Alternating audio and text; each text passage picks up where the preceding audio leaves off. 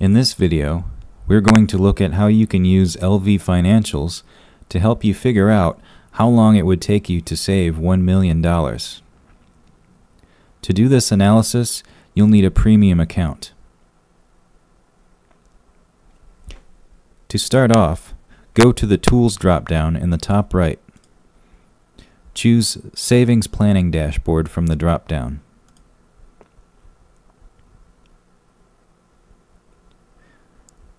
Go to the Savings Goal tab. Under the Savings Goal input, enter your desired target of $1 million.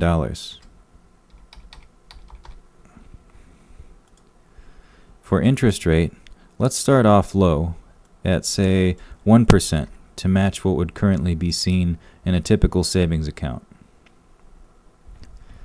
Let's suppose that you're willing to wait 25 years to reach your savings goal of $1 million. And since you're using a savings account in this hypothetical example, we'll leave the number of compounding periods per year at 12, since most savings accounts compound monthly.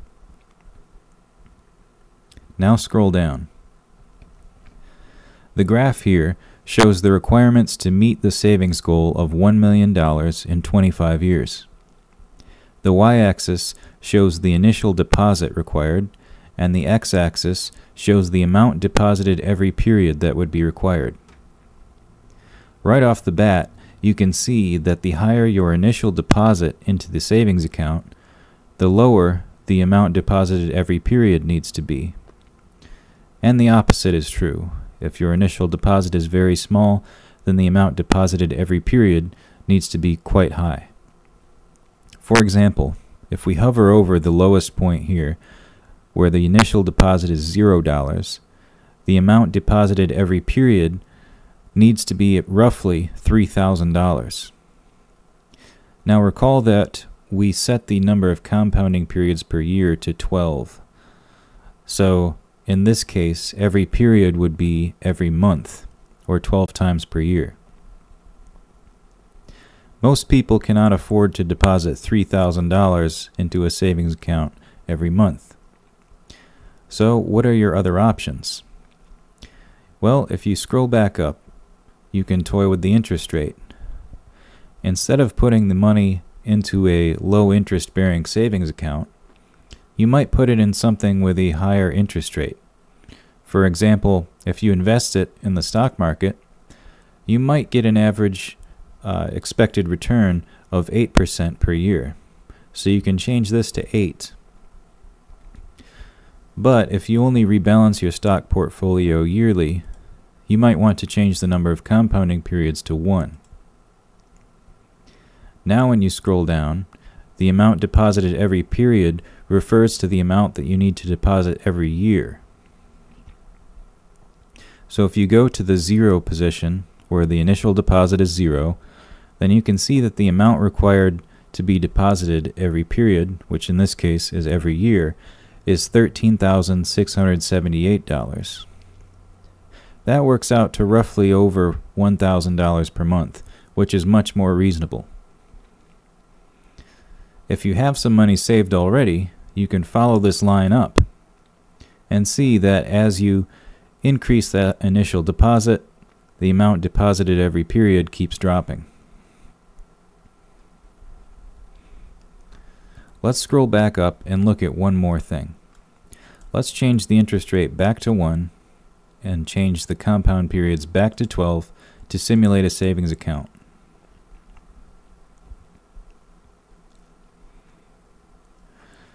Notice that if you change the number of years, this also has an impact.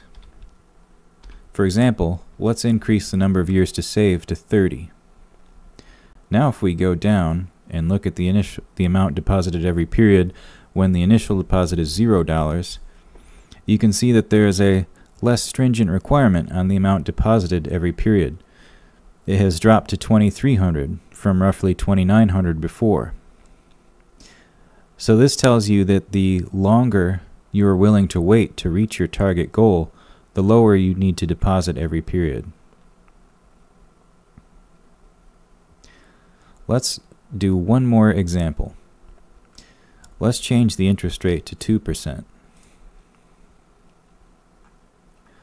This time we're going to look at the savings goal details table on the right. Notice that there is an annual percentage yield here, APY. This number is important because when banks quote you an interest rate for their savings accounts, they typically give you a quote that is this APY. But here, we're using the raw interest rate, or the annual percentage rate, APR. The APY is typically slightly higher than the APR. So just take into consideration, if you see quotes for savings percentages from banks, they typically are referring to this, which is typically a little bit higher than what the APR is. That's all there is to it. You can continue to play around with these numbers to figure out what the requirements would be to meet different savings goals.